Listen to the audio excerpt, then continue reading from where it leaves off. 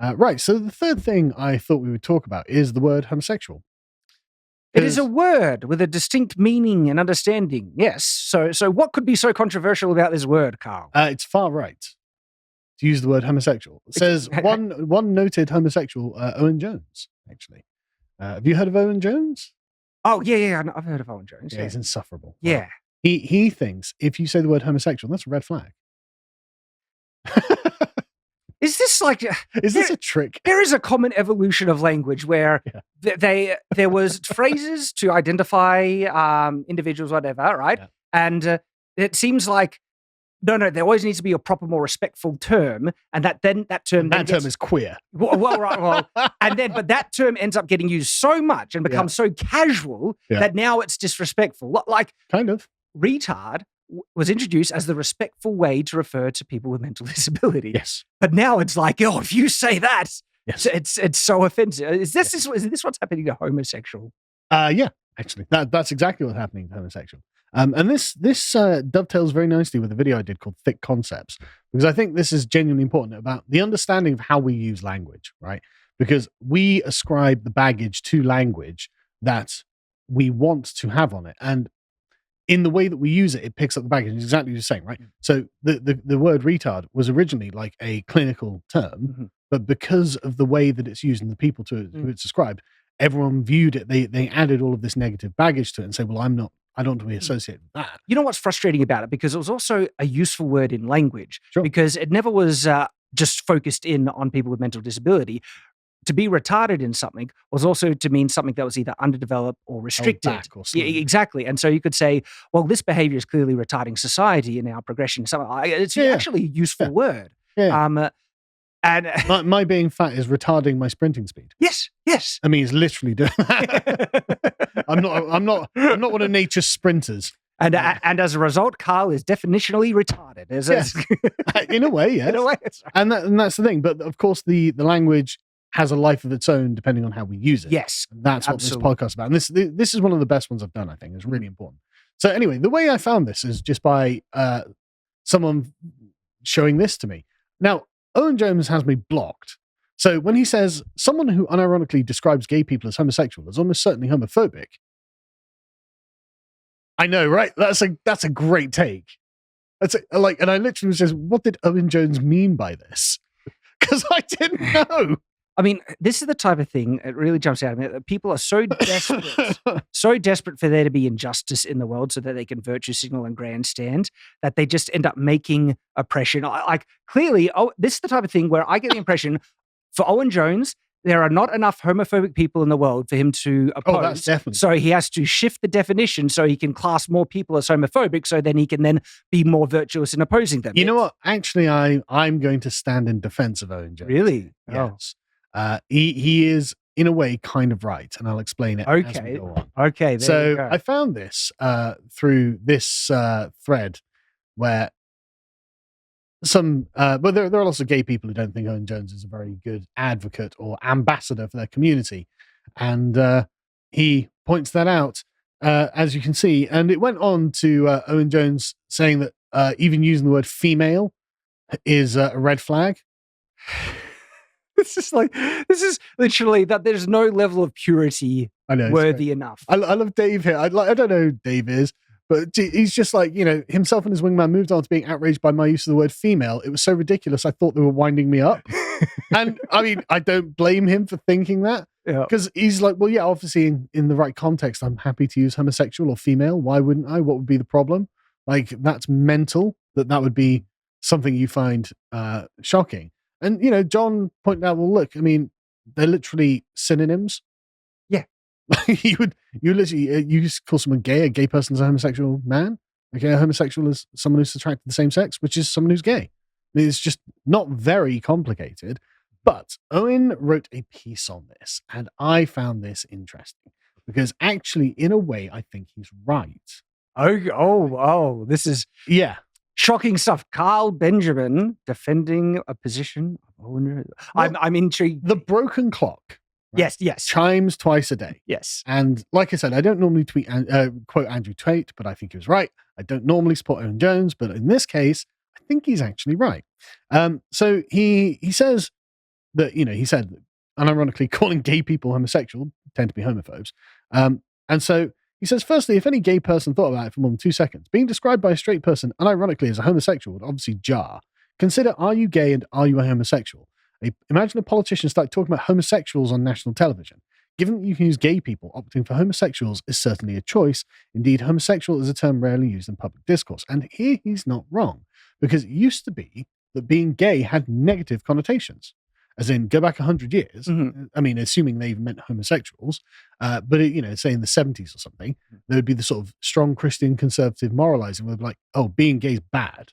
Well, I mean, it depends on the use of the word as well, because gay used to just mean happy. Sure, but literally in the intro for the Flintstones, we'll have a gay old time. Yeah, but as it moves into sort of like the 70s and 80s, where it means homosexual, it had negative connotations. And so it came with a lot of baggage. And so the word homosexual was actually sterilized clinical language. It was. It didn't come with all the baggage. And so in the 70s and 80s, gay people would say, no, I'm a homosexual, because that wasn't the stigmatizing term gay or queer, even worse, right?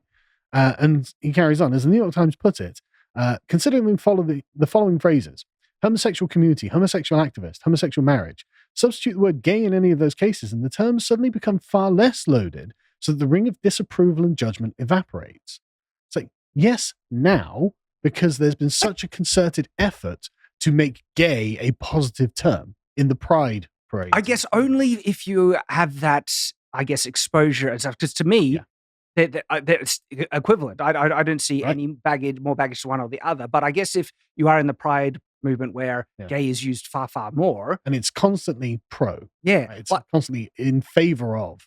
Because to me, gay seems like it has more baggage at home. I'm still. That's because I grew up in the 90s, and South Park made it funny. Yeah, homosexual is the more respectful terminology. In my perception, and so it's a foreign thing that is saying no. This is different. And he's right, and it's not the ring of disapproval that evaporates. It's the fact. I mean, it does, but it's given the ring of approval because of the way society is now. It's insanely socially liberal and permissive, right? And it's so what they're complaining about is using homosexual isn't a stigmatizing phrase in and of itself. It just doesn't come with the pro agenda attached to it. Because gay or gay pride, gay flags, gay this, gay that, we're all gay, everything's brilliant. And so that's comes with a lot of favorable baggage that is, no, this is all a good thing. I guess if they've never used, because there is another use of gay that is used in a different way, which is the in heterosexual males. Exactly. For shockingly enough, straight men don't want to be identified as gay, and therefore being identified as gay if you're straight is a negative. Or like, this shouldn't be shocking, right? No, you're absolutely right. Right. And so straight men, and this has gone on for a long time, we usually use gay as a type of tease or a pejorative. A phrase that is identifying behavior that they think is unmanly. Yeah. And so you'll hear that some guy will do something and you hear like gay stuff. And that's why when I hear that, I guess... But Owen Jones and I suppose the New York Times, whenever they hear the word gay, they think flowers, rainbows, sunshine, and good things, right? And so to them, it comes with a ring of approval around it. And so if you use homosexual, you are deliberately denying them that innate approval that they perceive to be loaded onto the word gay. And they would say, well, why aren't you using the word gay? Why are you not empowering us with all of the good things we associate with the word gay? Why are you thinning it out and neutralizing it? Using this clinical term homosexual, a gay is a human being, a gay man. We say that animals are homosexual, right? I mean, like, there are probably like technical uses of the word homosexual when it comes to machines and things like this, right? Maybe not homosexual, but like homo something, right? When it comes to ports or something, I don't know. Like, but there are non-human uses of the term homosexual, and so you don't apply a bunch of moral baggage to that. But you do with the term gay, because that's really only what we apply to other human beings, right? Or maybe other animals. And so it comes with this ring of approval, as the New York Times tells us. I mean, only from his perspective.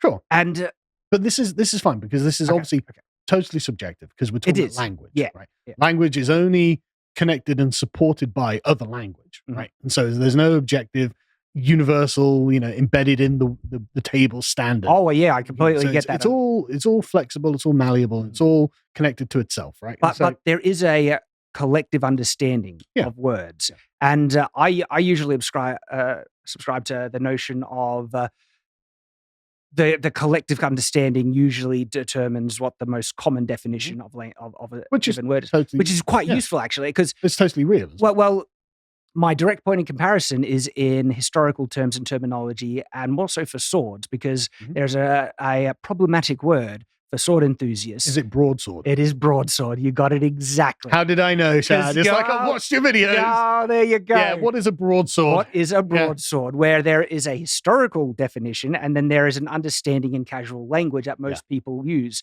And I've kind of come to the realization a long time ago, you can't really fight against such a collective understanding of, because it's even if you want to reject it, if you want to be understood, whenever people refer to a broadsword, they have to caveat it with a Scottish basket-hilted broadsword, so people just know what you're saying, which is an admission of defeat, basically, that broadsword's definition has changed. Because you can't just use broadsword by itself to refer to its historical actual and to be fair, I think that's kind of the same with the word gay, actually. Like you look at how it's used by corporations, by governments, by legislation, all this sort of stuff. The word gay has taken on a positive aspect because of the gay rights movement and, the LGBT movement. They've spent a lot of time, a lot of energy making this a good thing. Okay. And so now they're identifying how you're not using the word gay, therefore you're depriving us of the positive connotations of the word gay. Therefore, that's problematic and that's a red flag. Right. And it's not wrong that is the case. I like it. It's definitely happening. Because to me, the whole kind of reframing of the social baggage behind the term gay is coming from a mainstream media kind of progressive narrative that's what they want, where my perception of the word in common language by regular people is actually pretty much the same as it's always been. And it's actually still more the, used in the negative. But it feels like a more progressive stand. They're trying to say, we want you to perceive and define this word the way that we want. Absolutely. That's definitely their intent. But in their defense, they would say, well, hang on a second.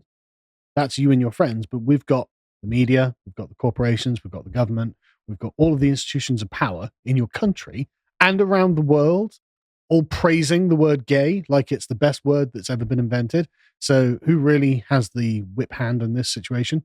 I see what you're saying, and my knee-jerk reaction to whenever that happens is to always resist and say, because I'm not saying you're wrong, because I resent the elites trying to redefine language. Yeah, I agree. I completely agree. But I think you have to acknowledge there's a reality to this, that whenever a corporation or wherever anything uses the term gay, it's very rarely in the sort of term we would use the term gay when talking to our mates. Right? They speak about it in a very effervescent way. And I agree, that does seem to be the trend. Yeah. Yes. And he says, this didn't used to be the case. Homosexual as well as heterosexual was first coined in the 19th century by Hungarian journalist Karl Benkert, himself likely gay.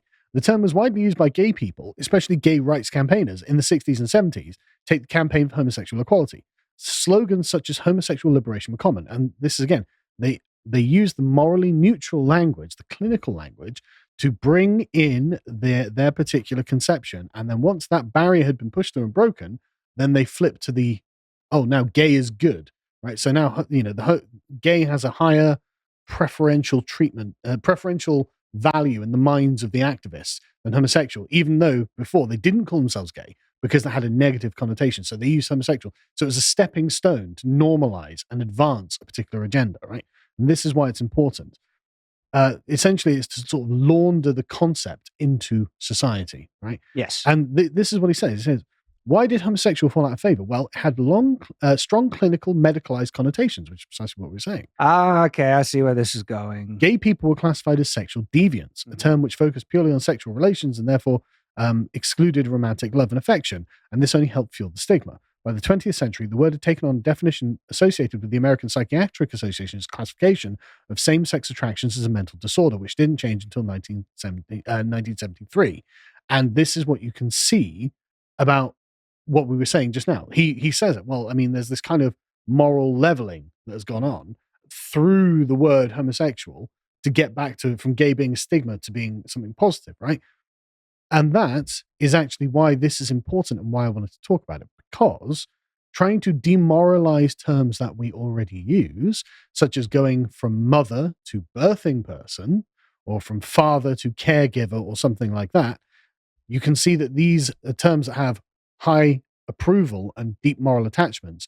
To reduce them to the clinical is just one step on the way to stigmatizing them.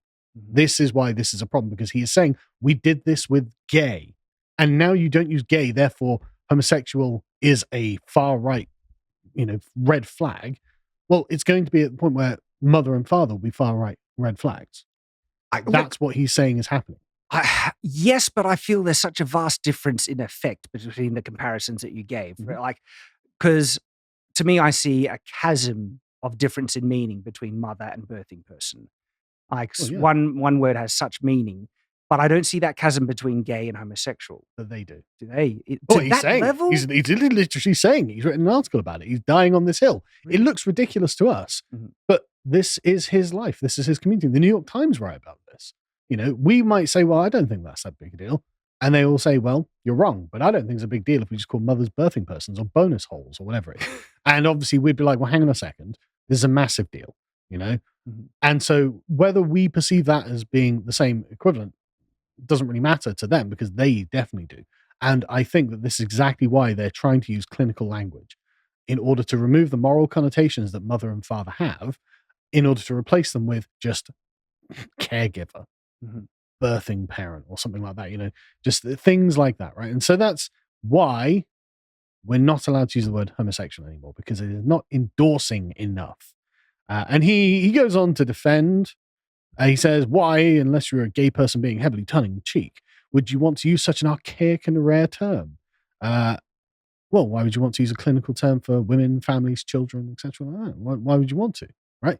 And he says, a subset of gay people objected to these points, despite the inarguable facts. The particular faction that has become radicalized against trans rights have quite farcically termed homophobic. They note that queer has been reclaimed, and why shouldn't we reclaim homosexual? He says, well, first of all, and this is his only point, he only makes this one point, so I don't know why he says first of all. It must be emphasized just how fringe this group is in the LGBT community, right? So he's saying the sort of anti-trans members of the LGBT community are fringe. It's like, yeah, but I'm coming from the vast majority of normal people who you are a tiny fringe of. Mhm. So it's like, it's so weird that you're going, yeah, look at this tiny fringe. I'm like, what are you saying they're tiny fringe? Like, why am I having a conversation with this tiny fringe person, right? Mhm. But he says literally that his only argument is, well, they don't represent most of the gay people, so why should they be allowed to use homosexual? It's like, you don't represent most normal people. Why should we listen to you at all? But anyway, so we'll leave that there, just so you know. In fact, I'll read you his last paragraph, just because I think it's interesting. Right? He says, "A word is just a word. What matters is the meaning invested in it, and that can change. Any word can be reclaimed. The difference is queer was intended to be inclusive. Was it? To bring together all of those punished for defying the supposed rules attached to the male-female recorded on their birth certificate. Whether gay, lesbian, bi, or trans, the use of homosexual is intended to exclude. What I'd say is this: please go wild, use it with wild abandon, because then the rest of the LGBT community will be able to immediately recognize you and avoid you like the plague, which is often already the case anyway. So very inclusive. I mean, I'm going to avoid people who use the word homosexual because you're anti-gay. like, even that last thing seems to imply once again that Yeah. it's his perspective where he sees this vast chasm between the baggage and meaning between gay and homosexual.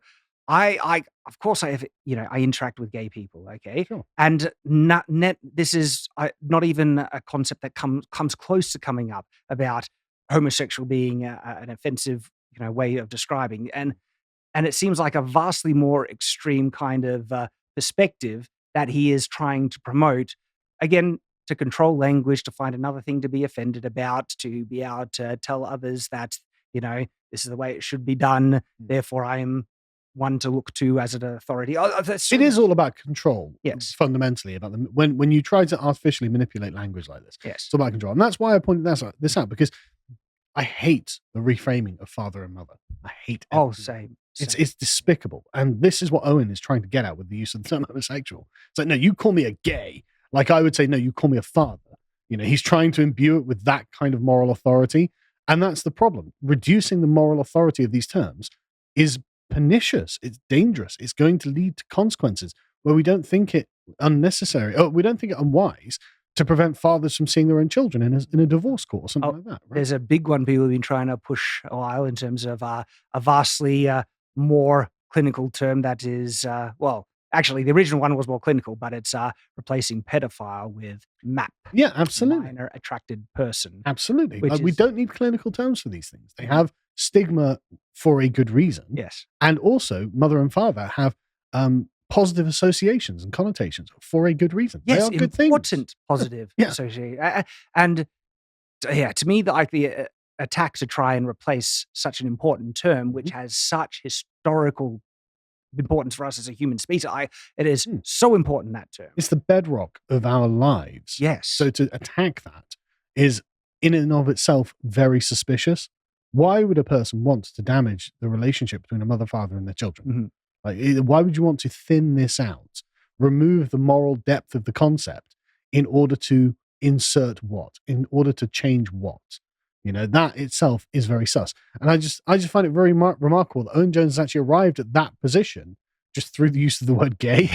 Why would you want to call me a homosexual? I'm a proud gay man. Oh, I'm sure you are. Anyway, so yeah, don't thin out language, actually. The richness of language is good. It helps us explain the world both descriptively and morally, and that's good for everyone. If you appreciated that segment from the podcast of the Lotus Eaters, you can go to lotuseaters.com to access all the premium content that's on the site, such as the Epoch series, this episode on the War of Austrian Succession. If you'd like to find out what else is being put out, you can follow on Getter at lotuseaters_com on Getter. Thank you and goodbye.